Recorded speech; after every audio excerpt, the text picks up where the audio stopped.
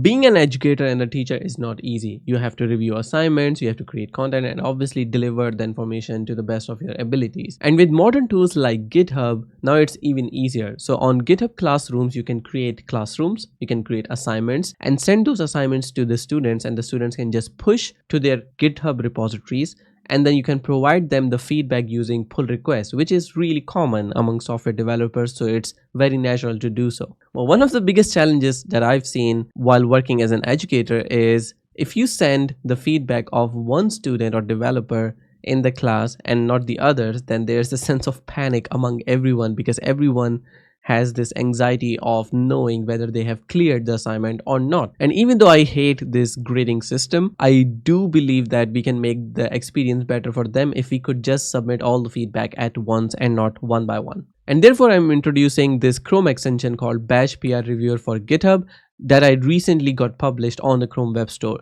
So what this allows you to do is you can open multiple pull requests and you can provide the feedback at once to all of them. So imagine that this is a code repository that has all the pull requests from different students or developers, or even if there were multiple repositories, you could just open all the pull requests that you want to look at. You would go to the files change tab in all of them. Now what you can do is that you can give feedback one by one. You can review the PR, make your comments, and finally your sort of generic comment would go inside this comment box. Once you have that, you can essentially submit, approve, or request changes. I usually just submitted the feedback with this approve button checked. Now what you could also do is you can use saved replies. So if you click this particular button, you can actually get saved replies from here, and you can also go ahead and create a new saved reply, and you can choose it from there all the time. Now this makes the whole process really streamlined, but what is the smooth flow here? You would want to give all the feedback and put all the comments that you wanted right here.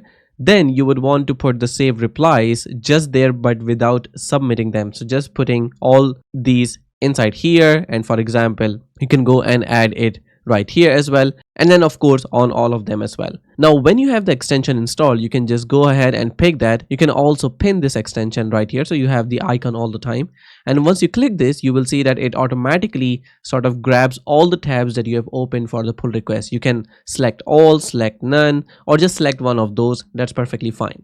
Now when you mouse over, you will see the tooltip on what every button does. Now what I've done so far is that you have a step-by-step process for submitting reviews. But first, as I said, you need to put your comments, and then you need to put this generic comment right here.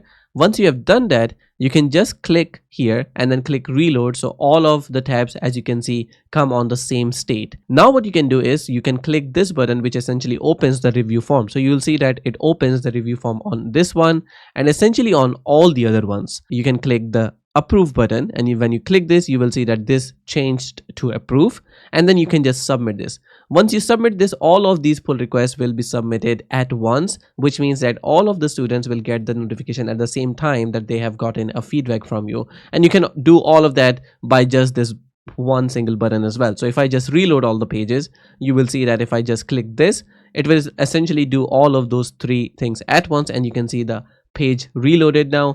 And now if I go to see all of these, you can see the changes have been approved.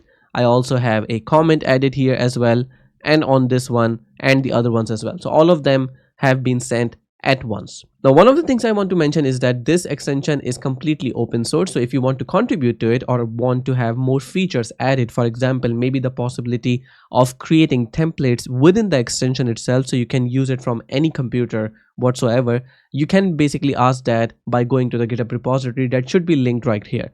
So if you like this extension, make sure to give it a rating on the Chrome Web Store, but then also star the GitHub repository as well. And as I said, if you want any sort of feature request, or if you find any bugs, you can basically come to this and then create an issue, and I should be able to help you with that. And with that said, thank you so much for watching the video, and as always, happy teaching.